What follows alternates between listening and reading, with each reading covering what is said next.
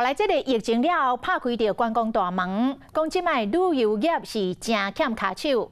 有旅行社来宣布，5月7日开始，要甲基础的月薪来调起，调超过3成，来到35000块。除了来回报着员工之外，嘛要来抢工。劳动部嘛来宣布，要来投入着预算10亿来补助用人的企业甲劳工，希望会当促进2万人来就业。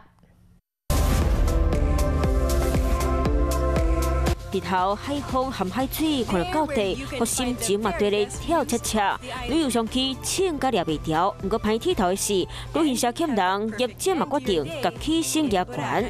加薪好，就是3万5以上，加上绩效奖金、业绩奖金。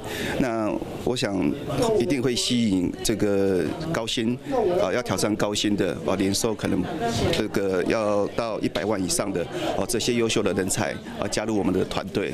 和疫情进前比，这一个调就起3成，因为真侪行业拢真欠人。今晚劳动部祭出10亿预算，鼓励企业申请员工再过来训练，政府会补助训练费用，大人逐个月120块。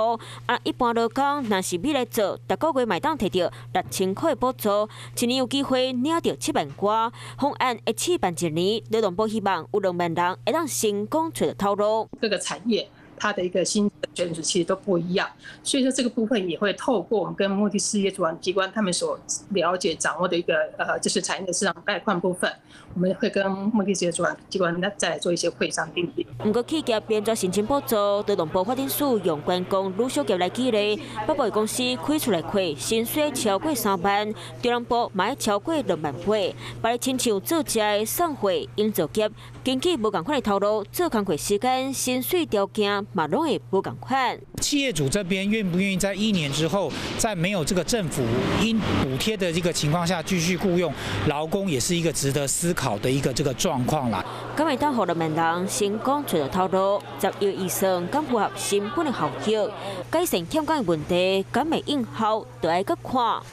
Hello， 我是林仙怡。想要掌握最及时的新闻资讯吗？赶快订阅、按赞、开启小铃铛，锁定华视新闻 YouTube 频道，也不要忘记收看《华视新闻》杂志哦。